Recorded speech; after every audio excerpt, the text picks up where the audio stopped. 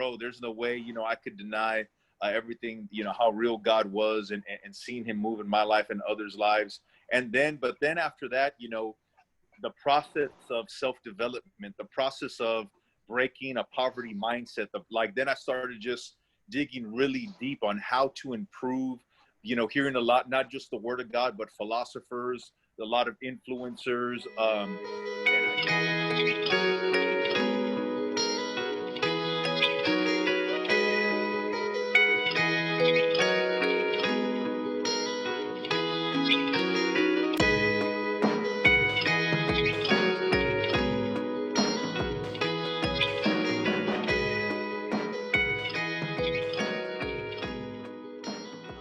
It is August 21st, 2020. It's about 9 p.m. We're hanging out with Alex Fleming from San Antonio. He has a church down there called Life Restored.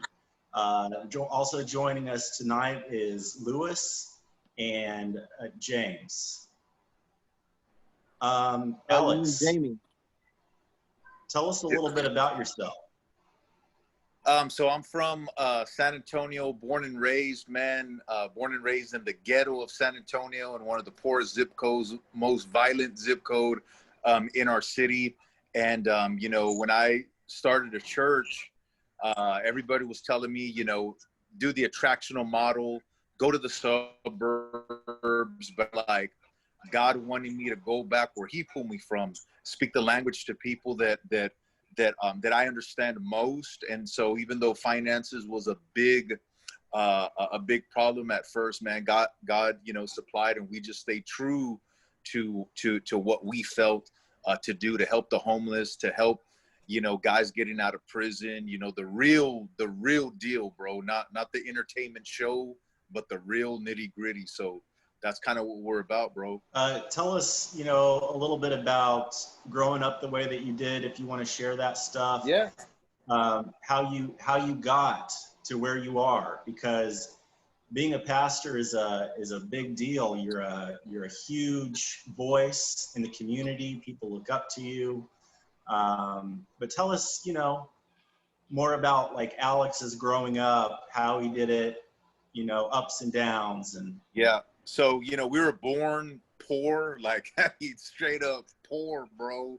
The type of poor where just drink a lot of water poor. You know what I mean? I'm hungry. Just drink more water. You know what I mean? Which now is a great way to lose weight if you're looking to. But so, man, we would always have to play in the backyard because Mexican mafia was dumping bodies in front of our house underneath the bridge. So at that age, I didn't understand or know what was going on, but my parents were very aware of that. So even going to school, those prison gangs and just regular gangs were so prevalent, so influential, so, just terrorizing the area that a lot of people, you wouldn't even mention that name, it was like, so, my stepfather raised me from the time I was 5 years old.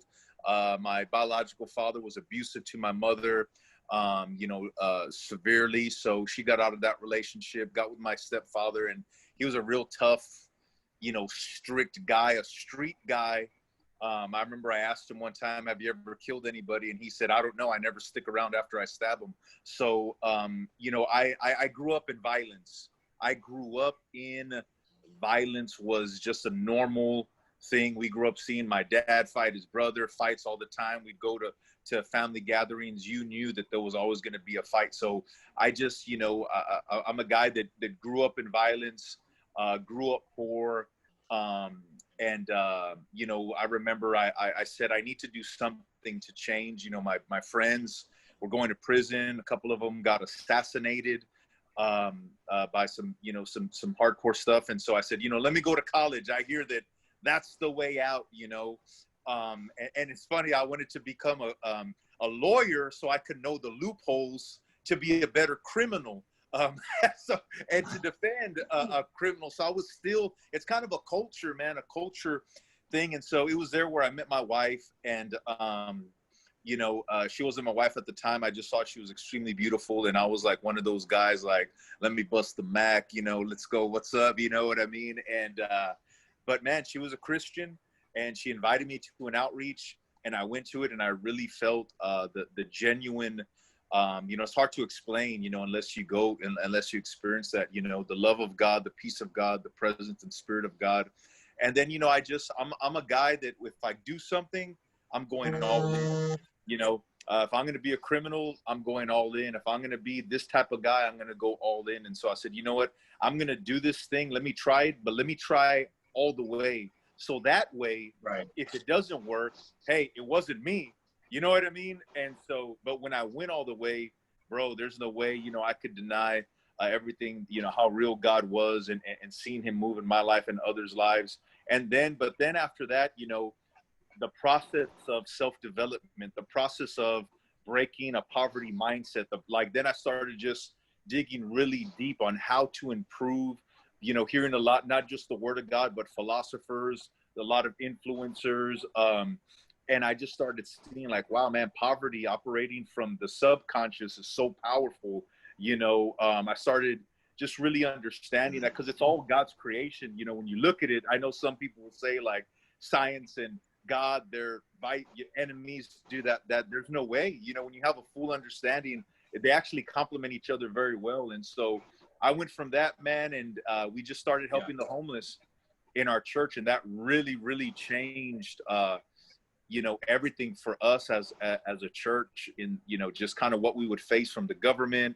At the same time, all that, actually propelled us to have great influence in our city too at the same time. So in a nutshell, man, that's it. Alex and Gerald, if I'm just going to take a quick minute to kind of just agree with Alex on where he grew up in. I spent, a good amount of time in San Antonio with some family members that I had there. And I remember my grandpa and my grandma, they lived on this street called Zarzamora Street, right? Yeah, bro. Yeah. Okay. So I would spend like summers there, and I would go down to like my neighborhood Quick Mart, right? Or wherever it was, this neighborhood little store, and I would pick up cigarettes for my grandpa at like, 6 years old. And then across the street from me, there'd be a project getting swatted. I mean, there'd be a whole SWAT team out there. Yeah. And this was like, I remember like 1993, somewhere around there. Yeah, I remember tough San Antonio being the drive-by capital of the world. I mean, when Alex says these stories, he's not lying. San Antonio was extremely violent in the 90s, especially the early 90s. Yeah. And what you're talking about, resonates a lot with me because I spent some summers there. But also what you're saying about your church and the thought processes that made you grow, made your maturity grow, and really think about what life is about is an awesome story, man. So I'm glad you're on tonight and sharing this story with us. Thank you, man. Thank you. I appreciate that. Yeah, Zazamora's just up the street, bro. Yeah. Yeah. Yeah, dude, and it was drive-by central every week. Yeah. And it was all on the west side. That's the west side. That's where I'm from, bro. So yeah, man. Yeah, it's crazy. But And Alex, growing up like that, did you get involved in a church at a young age? Was God a part of your life at a young age? No, not at a young age, man. I remember my dad trying to read us the Bible just because he's like, I got to do something positive, you know what I mean? And he was reading the Bible and we were asking too much questions, and that guys, he got frustrated, So, good old dad, he did the best he could, but no, not really, not at a young age. But I remember in high school, I went to a Christian retreat. And it was with Young Life, an organization called Young Life. They're a nationwide deal. Yeah. Awesome place, man. And that's actually where I accepted Christ. In my life, it was a great experience. But then going back, there really wasn't a follow-up system.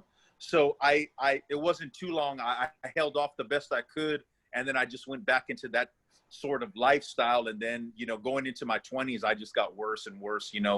I wasn't, a killer or an extremely violent, robbing people. That was my younger brother. He really went further into the darkness. But I I am very familiar with the streets. I handle myself. I know how to handle myself and take care of business if needed. But yeah, man, it was a short stint with God, and then I fell back. And it wasn't until I was 25 that I committed my life to the Lord, and really since then till I'm going to be 43 in December, I've not turned back or looked away. So, but yeah.